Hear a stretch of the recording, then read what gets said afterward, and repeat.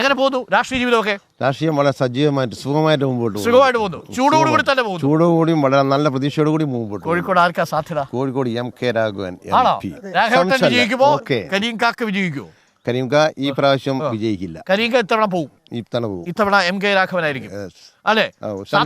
സാധ്യതയല്ല, ഉറപ്പ് തന്നെ. ഡൽഹിയിൽ ഇപ്പൊ അരവിന്ദ് കെജ്രിവാളൊക്കെ വരുമ്പോ നിങ്ങൾക്ക് ഒരു ഊർജ്ജം ഫീൽ ചെയ്യുന്നുണ്ടോ കോൺഗ്രസ് നേതാക്കൾക്ക്?